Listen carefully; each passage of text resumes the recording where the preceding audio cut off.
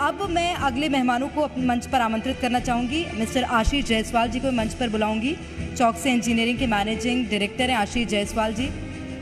आशीष जी, बहुत स्वागत है आपका सर। और इसी के साथ राकेश तिवारी जी को मैं मंच पर आमंत्रित करना चाहूँगी। डेप्यूटी रजिस्ट्रार हैं, ISBM यूनिवर्सिटी से हैं। और इस चर्चा में भी हम ये जानने की कोशिश करेंगे कि शिक्षा के अलग अलग क्षेत्रों में और अलग अलग वर्गों में किस तरह से प्रयास किए जा रहे हैं, किस तरह से काम किए जा रहे हैं, क्या कुछ नवाचार और क्या कुछ परिवर्तन शिक्षा के क्षेत्र में लाने की ज़रूरत है। जो युवा हैं, जो छात्र हैं, क्योंकि इस बीच आज हमारी चर्चा में भी और हमारे इस खास कार्यक्रम का हिस्सा बनने के लिए भी कई ऐसे छात्र हैं जो कि सम्मिलित हुए हैं, शामिल हुए हैं। और वो कौन से ऐसे क्षेत्र हैं, कौन से ऐसे संस्थान हैं जहां पर जाकर बेहतर शिक्षा ग्रहण कर सकते हैं, इन तमाम विषयों पर हम बातचीत कर रहे हैं। Over to you Tripti. Thank you Prerna. Higher education में अलग अलग यूनिवर्सिटीज कीर्तिमान रच रही है और बच्चों को हाई क्वालिटी एजुकेशन भी दिया जा रहा है। तो दो खास मेहमान हमारे साथ में इस वक्त और जुड़े हुए हैं इस पैनल में। राकेश तिवारी जी हैं, डिप्टी रजिस्ट्रार ISBM यूनिवर्सिटी के, साथ ही आशीष जायसवाल जी हैं, मैनेजिंग डायरेक्टर हैं चौकसे ग्रुप ऑफ कॉलेज के। सबसे पहले सवाल आपसे है आशीष जी, ये कॉलेज कब से है छत्तीसगढ़ में और बिलासपुर बेस्ड हैं आप, तो बिलासपुर के बाहर भी आपके ब्रांचेस हैं क्या? मैम, हम लोगों का जो ग्रुप है बेसिकली मध्य प्रदेश से बिलोंग करता है। 1993 से हम लोगों के ग्रुप की शुरुआत हुई थी LNCT यानी Lakshmi Narayan college of technology के नाम से।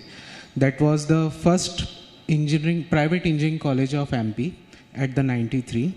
और जब छत्तीसगढ़ का विभाजन हुआ तब 2001 में बिलासपुर का सबसे पहला इंजीनियरिंग कॉलेज हम लोगों का चौकसे इंजीनियरिंग कॉलेज के नाम से हमारे ग्रुप की स्टार्टिंग हुई।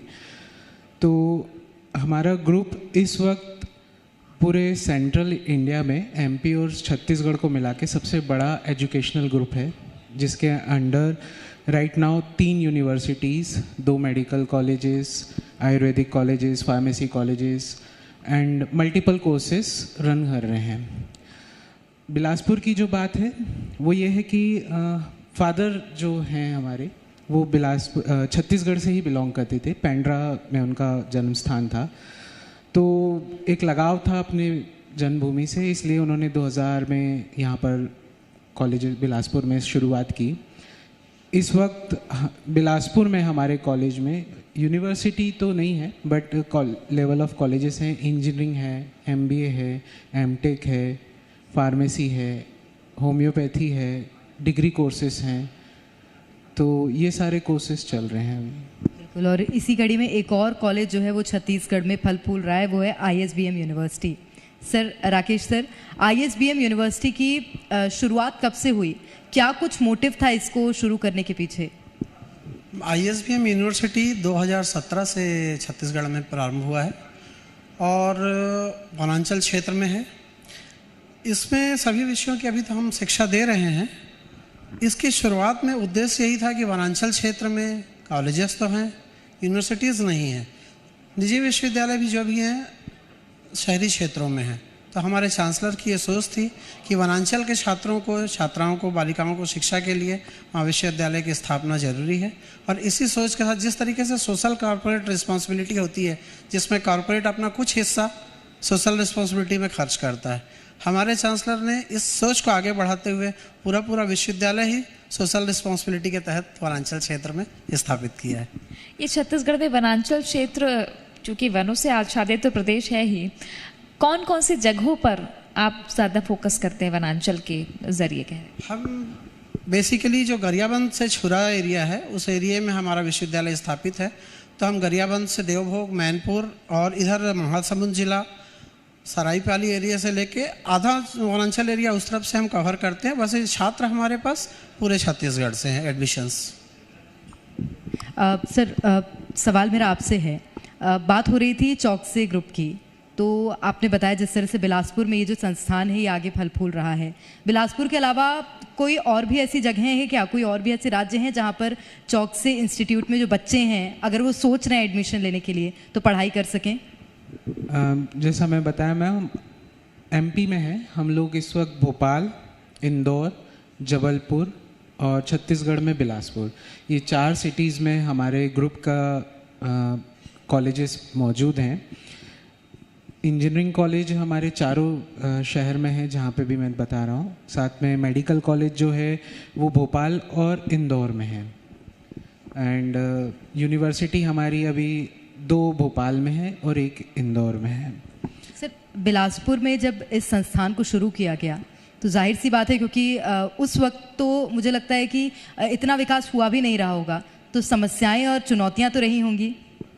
Definitely ma'am. और जो आप बोल रहे हैं कि विकास उस वक्त नहीं था जब छत्तीसगढ़ का विभाजन हुआ था, तो चूँकि मैं बिलासपुर में ही रह रहा हूँ, मैं पिछले 20 सालों से और देख रहा हूँ, तो मैं ये चीज़ बहुत डीपली फील करता हूँ कि अगर हम छत्तीसगढ़ में तुलना करें तो जितना विकास रायपुर क्षेत्र का हुआ है, रायपुर दुर्ग भिलाई इस कंबाइंड बेल्ट का, वो बिलासपुर को नहीं मिला।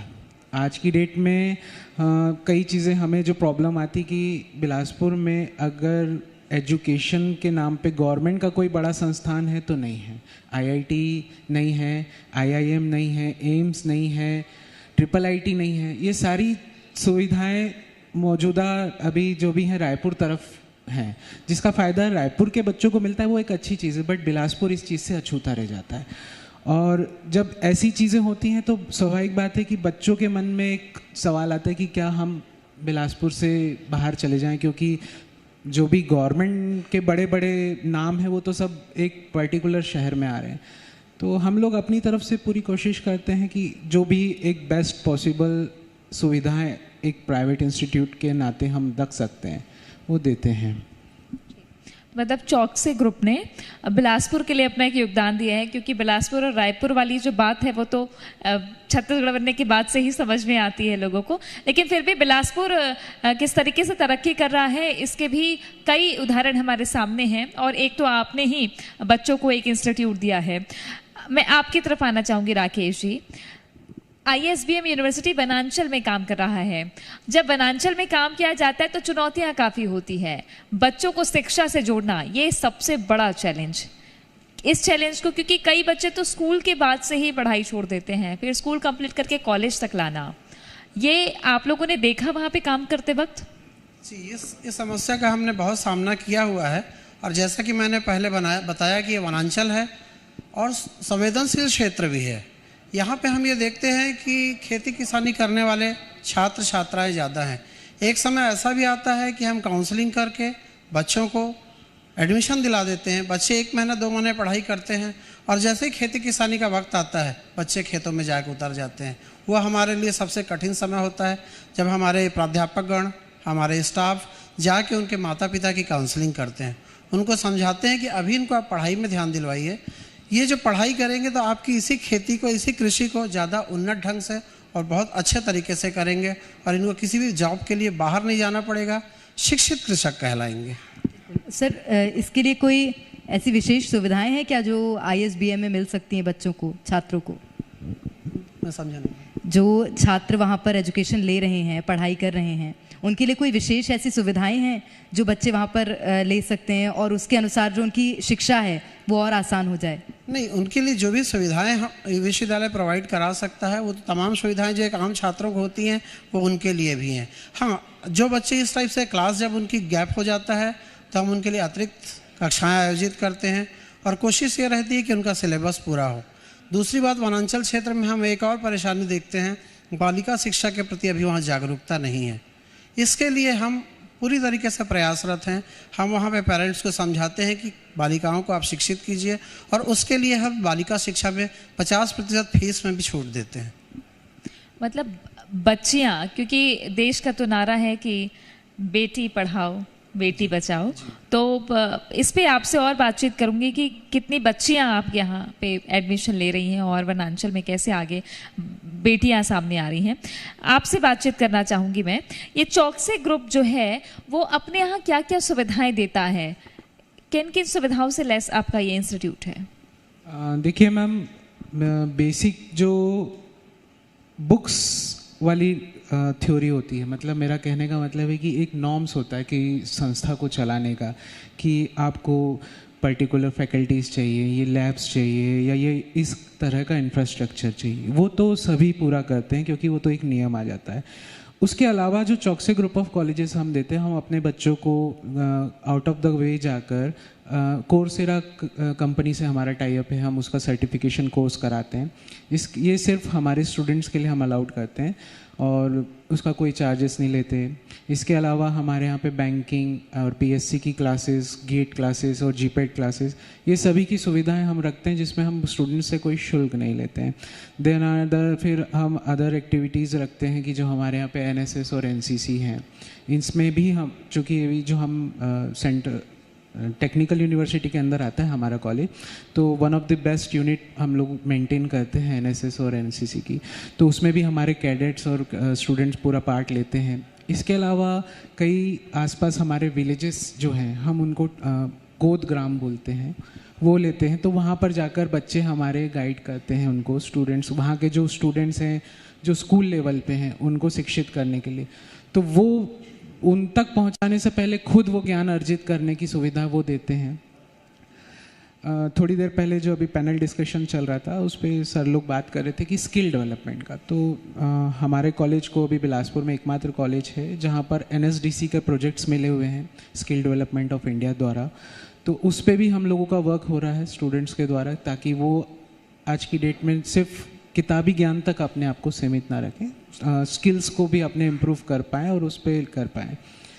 मुझे ये चीज़ बताते हुए बहुत अच्छा लगता है क्योंकि जहाँ बिलासपुर में हम प्रॉब्लम्स कुछ फेस करते हैं जो क्लाइमेटिकल बोल लीजिए या फिर एरिया वाइज बोल लीजिए, बट एक संस्था के नाते कि जब हमारा बच्चा आज की डेट में अमेरिका में 1.5 करोड़ के पैकेज पर काम करता है, तो ये चीज़ एक गर्व के तहत हम बता सकते हैं कि यस, हमारे स्टूडेंट्स आज की डेट में अब्रॉड में चारों तरफ हैं।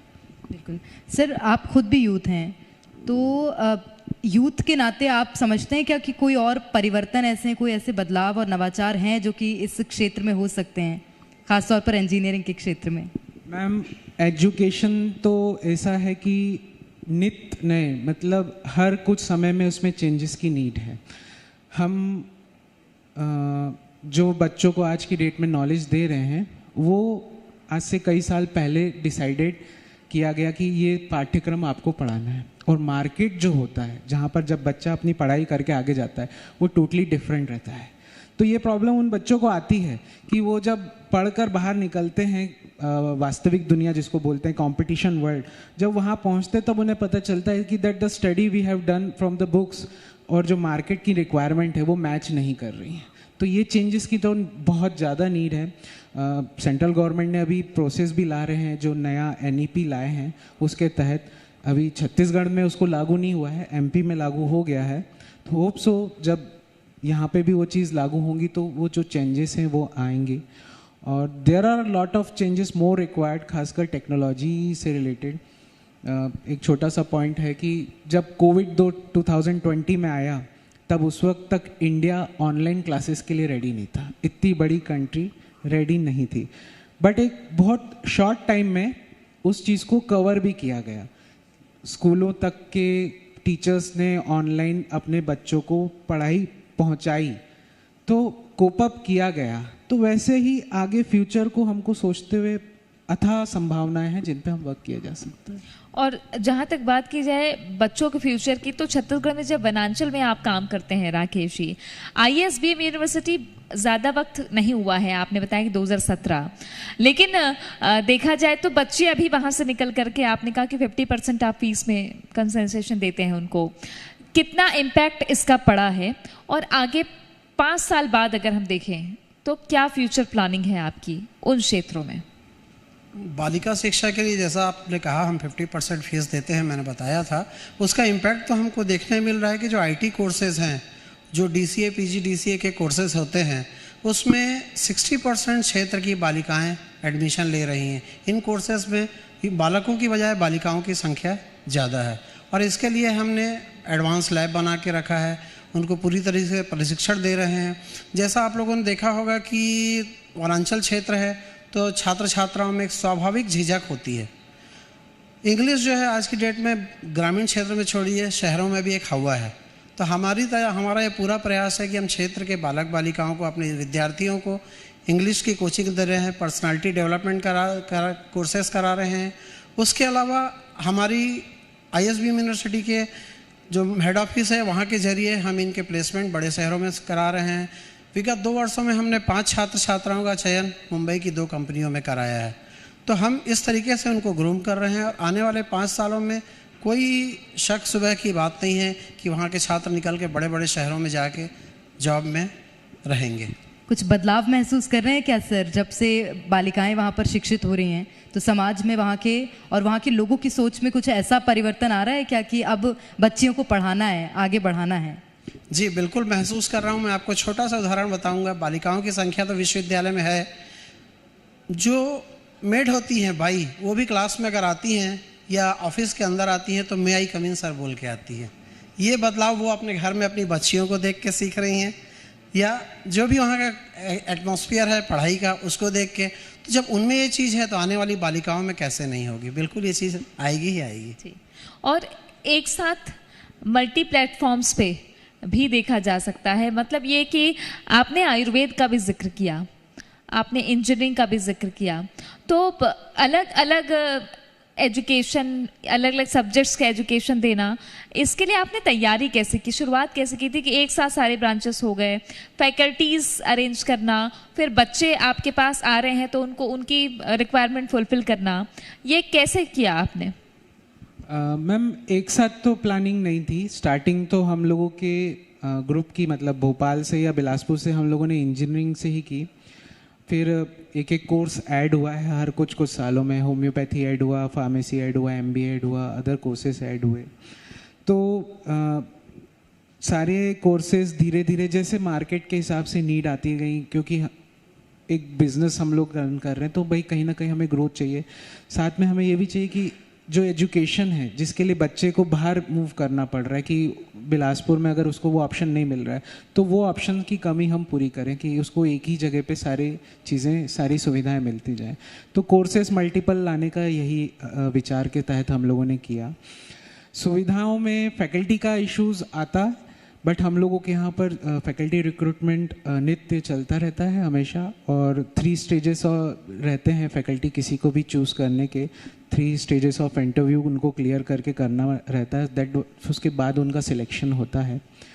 तो मैं ये बताना भी चाहूँगा कि हमारे यहाँ पर आपको IIT से पास आउट स्टूडेंट्स जो PhD किए हैं वो भी मिलेंगे, IISc के भी मिलेंगे, एंड NITs के भी मिलेंगे, और प्राइवेट इंस्टीट्यूट्स के अदर के भी फैकल्टी मिलेंगे जो हमारे यहाँ पे स्टूडेंट्स को पढ़ा रहे हैं।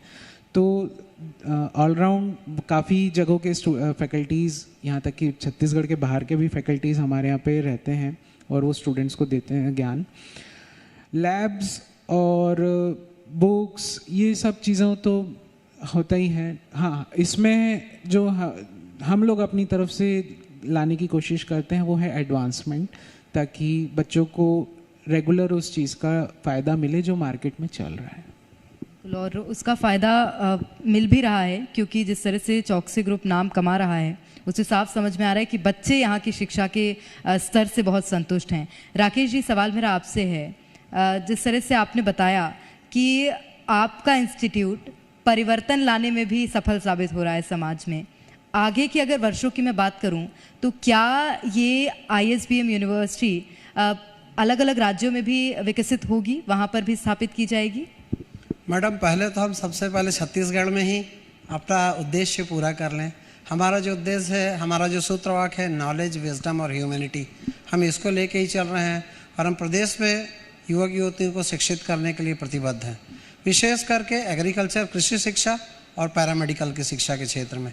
इस मंच के माध्यम से मैं शासन से भी अनुरोध करूंगा कि निजी विश्वविद्यालयों को एग्रीकल्चर की शिक्षा के लिए और पैरामेडिकल शिक्षा के लिए अनुमति प्रदान करें, क्योंकि वनांचल क्षेत्र में जैसा मैं देखता हूं, एग्रीकल्चर फील्ड में भी और पैरामेडिकल में भी काफ़ी संभावनाएं हैं।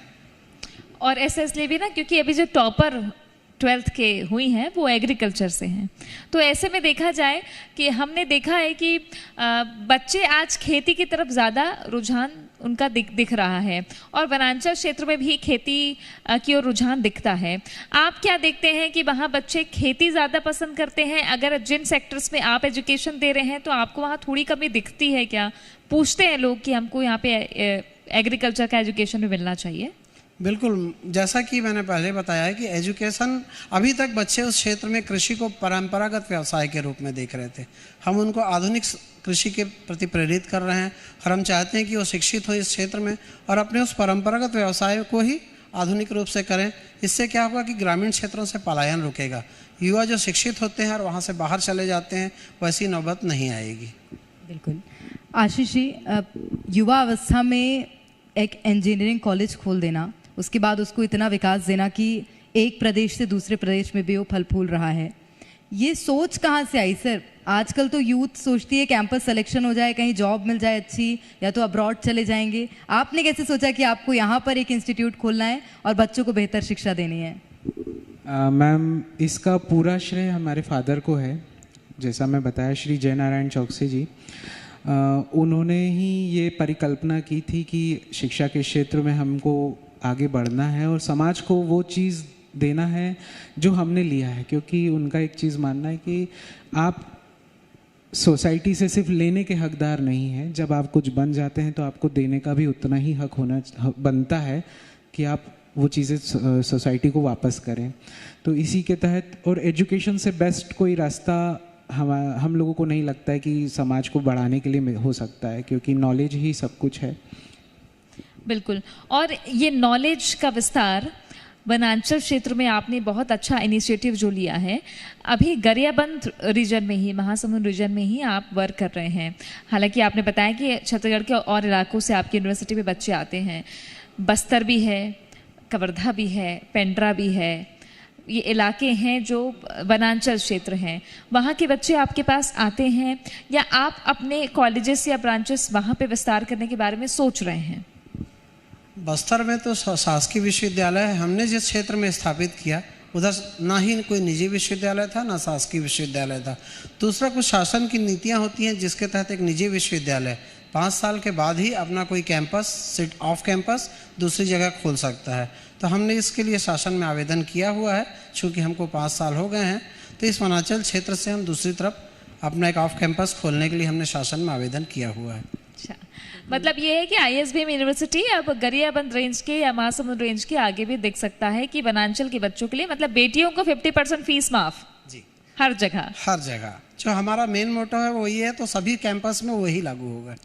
बिल्कुल। और इस तरह से बेटियां बेहतर शिक्षा ग्रहण भी कर पा रही हैं और ख़ास बात यह है कि उसका प्रभाव भी देखने को मिल रहा है। सर, जब बात होती है बस्तर की तो सबसे पहला शब्द आता है नक्सलवाद, और उस बीच अगर शिक्षा की अलख जगानी है तो कितनी बड़ी चुनौती हो सकती है वो?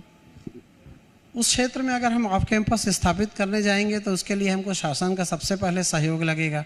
तो वो जो भी शासन की योजनाएं होंगी उनके तहत जो भी सुविधाएं शासन प्रदान करेगा तो ही हम उस क्षेत्र में ऑफ कैंपस खोल सकते हैं। क्योंकि जैसा आपने बोला, बहुत ही संवेदनशील क्षेत्र है, तो वहाँ पे तो हम अपने हिसाब से कुछ भी कर पाने में अकेले समर्थ नहीं होंगे। अच्छी बात ये तृप्ति कि सर ने ये सोचा है कि वहाँ पर खोलना है, मतलब उसके लिए भी सर जज्बा चाहिए। बिल्कुल, हमारा प्रयास रहेगा। जब हमारा जो हेड ऑफिस है मुंबई है, जब वहाँ से हम वनांचल में आके इधर एक विश्वविद्यालय खोल सकते हैं तो ऑफ कैंपस के लिए हम उधर भी मूव कर सकते हैं, बशर्ते शासन अनुमति प्रदान करें। आशीष जी, मध्य प्रदेश में 3 ब्रांचेस, छत्तीसगढ़ में 1, बिलासपुर, वो भी मध्य प्रदेश के करीब पेंड्रा के पास। बाकी जगहों पर आप सोच रहे हैं क्या कि हम विस्तार करें? मैम, एक्सपांशन का प्लान हम अगर छत्तीसगढ़ की बात करें तो बिलासपुर में ही है।